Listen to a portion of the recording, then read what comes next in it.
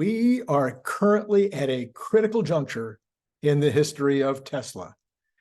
And as you read through the new bio, you get to realize just how many critical junctures have already passed, and each one was pretty hair-raising for the employees, for the investors, and then, of course, for Elon. What is the newest hill that now needs to be conquered and that we're in the process of conquering? This is Randy Kirk. If you like this kind of content, hit the like button and then hit subscribe and hit notify. Later on today, I'm going to do an interview with Larry Goldberg. He is at the All In conference at UCLA in Los Angeles, and he and I are going to talk later tonight, and that will be on tomorrow around 11 o'clock California time. So look for that. That is going to be a very special video, I promise you. Okay.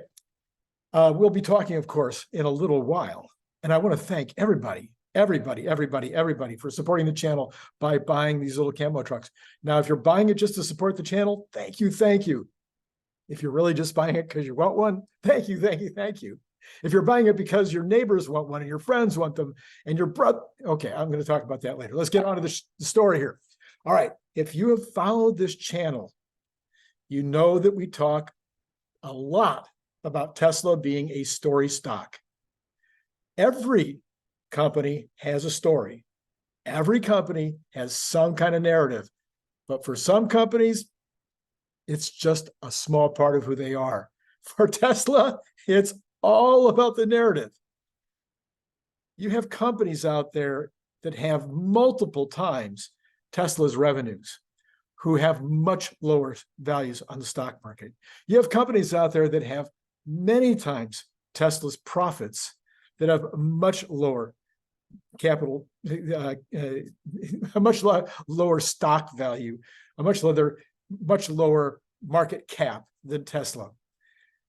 You have companies out there that are growing very rapidly and that definitely deserve higher caps than maybe they have today. And you might look at Tesla and you go, man, it's undervalued. I know I say it all the time. I think it should be at least at all-time highs. I think it's back to 400. I think it maybe should be at 800 today. And yet, by the same token, the only reason that Tesla, with its current revenues, its current profits, its expected and anticipated revenues and profits over the next couple of years, the only reason it's valued as high as it is because of the narrative, because people have bought in. They believe in what is going to take place in the future. So right now, Tesla has the 8th highest market cap of any company in the world. Okay, let that sink in. Sometimes we forget that. The 8th largest. All right. So we want to look at the future and what is the truth about the future? What is going to make Tesla worth back to $1 trillion? Maybe 2 trillion, 3 trillion. Sure, it's going to be execution on all of the things that we know about. Well, we've been through two master plans, and we are now in the middle of a third master plan. That master plan envisions a future for Tesla where they dominate auto sales by a lot. They want to do 20 million vehicles. That's the master plan. And whoever's in second place will probably be doing 6 million vehicles, and then 5 and 4. So it won't be like they'll be a little bit bigger. They're going to dominate the total auto market. And in profits, dominate even more to where their profits might still be more than 100% of all the rest of the car companies in the world, as was Apple for so many years with the iPhone. The master plan envisions that they will be number one by a lot in pickup truck sales. They'll be number one in semi sales. They will be by far the largest in energy storage sales, in autonomous driving, and in robotaxi sales. And these are just the big divisions and the aspects that actually fit into the master plan. On top of that, we have continued dominance of electrical vehicle charging, which is Larry Goldberg's favorite, not his favorite, but he just talks about it being a big future business. Tens of billions of dollars of sales and billions of dollars of revenues. Of net income. We have future revenues that are going to be derived from retail electric services. I just announced this morning, I gave you the story that in Australia, they're expanding what they're already doing in England and in Texas and other places, is getting into retail electric services.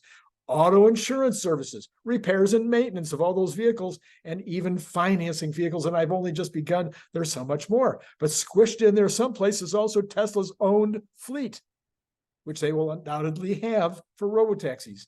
And then the granddaddy of all future profits is Optimus, who really isn't even a part of Master Plan 3, other than as a way to reduce the cost of some of these other products that they're going to be making. So the two largest profit streams in the future are going to be Optimus and robotaxis. Both of these are much more about software than hardware. Both have moats that are massive, and both have TAMs, total addressable markets, that are almost impossible to measure. Elon has repeatedly said that the future value of Tesla will be about AI and robots. He says that Tesla today is an AI company specializing in robots. I reported several months ago about this coming shift, and that it was going to be Elon himself who would create the clear switch in thinking about Tesla.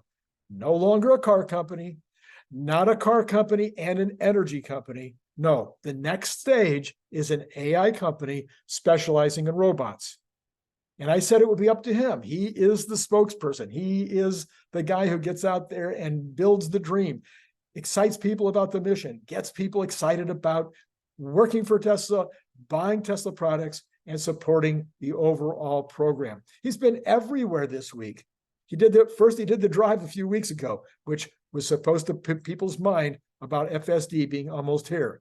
And then after that, people began to talk about the drive. And what does that mean? What does the dojo mean? How does that all work? And then he's been everywhere talking about the future of AI. Today, he was in Washington, D.C. on a panel discussion with U.S. senators talking about AI. Morgan Stanley earlier this week, actually late last week, produced a report on the future of Tesla in the AI space with specific attention to Dojo as a service, other aspects of Tesla that has been missing outside of another aspect of the overall Tesla business that isn't part of the master plan. But that discussion about Dojo and the value, the $500 billion value they placed on it, was not just about Dojo as a service being offered. It was also about the value of the robotaxi business being part of that $500 billion. That report resulted in a 10% uptick in one day for the stock. The narrative shifted that day in the minds of many, many people out there, but it takes more than that. Now the other companies that do the analysis of car companies and do the analysis of AI companies, they will have to respond. The regulars on CNBC, at Barron's, the Wall Street Journal, they're already chiming in and debating whether or not Tesla is a car company or an AI company. That's good news. That spreads the new story. The story will eventually need some kind of execution in order to get more traction. And there are these possible candidates for catalysts that would say, okay, execution's taking place.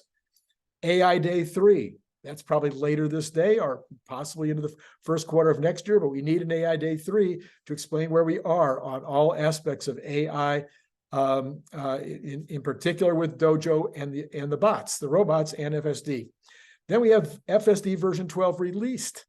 We're being told that'll be before the end of the year. Version 12 will be released before the end of the year, and it needs to really rock. Okay. And then the end of beta for version 12. Elon already said it's not going to be released in beta. It will be released as a ready to go product that everybody can say, okay, I can drive this without paying full attention.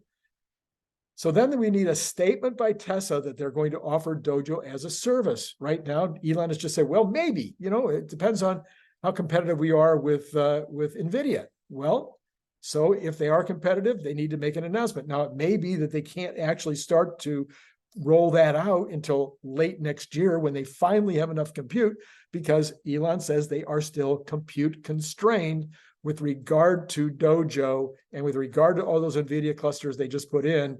They're still compute constrained with regard to bringing FSD and full-on artificial intelligence, general artificial intelligence, They need all this compute to get that done. But at some point, they'll have extra. And at that point, will they offer the Dojo as a service? Then the announcement of the production of Optimus in November, that would be another, that's when Elon said it would happen, is in November. If it's going to happen in November, we're almost there. And then actual videos of Optimus bots working would be a nice piece of that, that combination. We also have, again, the possibility that Ford or General Motors or somebody will say, you know, Elon, we need your operating system and we need FSD for our cars too. When that happens, of course, that will be a massive catalyst. And that was mentioned in the Morgan Stanley report. So any and all of these events will keep that new narrative going and even accelerate the concept. And then, of course, there could be some revenue or profits from any of these things that I just listed showing up in 2024, and that would just be icing on the cake and be more reasons for the stock to explode. So there is a lot going on at Tesla right now. There's the Cybertruck, there's Highland, there's Juniper, which is the Model Y refresh. And now there are factories being built everywhere and being added on to, and whether there's a Mexico or not going to be a Mexico, and where is the Highland refresh going to be? I mean, so many things. Where is the Gen 3 car going to be built? Lots and lots of stuff going on. But the key to the stock is always going to be the narrative. And if investors buy into that story. Now, nothing that I just said means that CT doesn't matter. Nothing that I said takes anything away from the fact that the Gen 3 product needs to be great, needs to be done, it needs to be getting out there.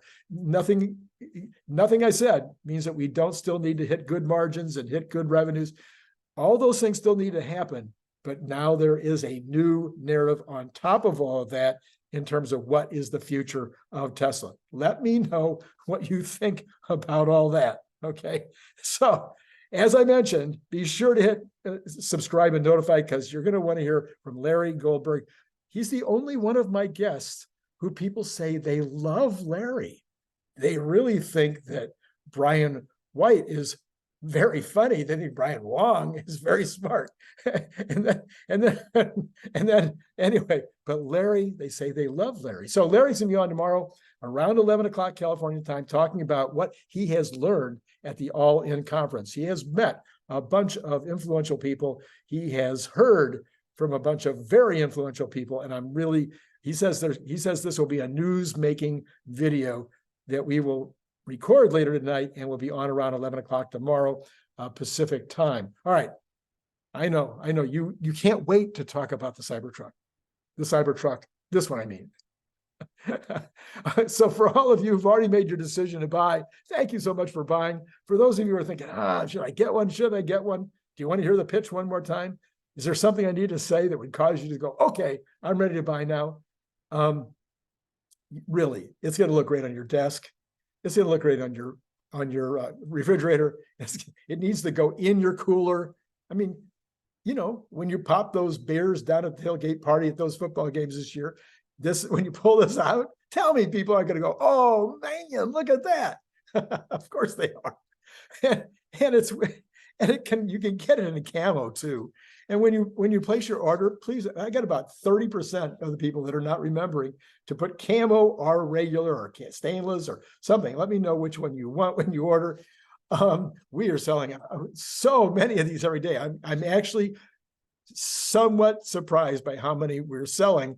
If we're selling so many, it's taking me so much time to process the orders. I haven't had a chance to even put it up on Amazon yet, where I might sell even more than I'm selling now. But okay, we'll see what happens. So $25. We've had a little bit of confusion there too. If you want to buy this directly and not part of Patreon, it's $25. You send the $25 to me on PayPal. If you want to join Patreon, which is a subscription thing where you pay by the month, either $5 a month, $10 a month, or I have one that's $50 a month. I think one person signed up for that at some point.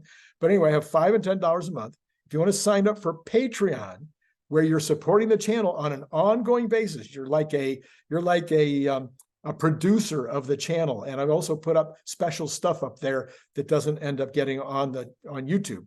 So if you want to be, and you also have a much faster way to speak to me. If you want to send me emails and stuff, I'll look at your emails. And if you send me stuff on Twitter, I'll look at the stuff on Twitter.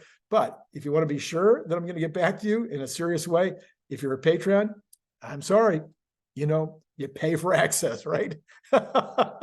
Anyway, but if you're going to do it that way, if you're going to do it on Patreon, you join at the $10 level, and then you get one of these babies for free. All right. So that's how it works. But if you're not going to do Patreon and you're going to just buy one, they're $25 a piece.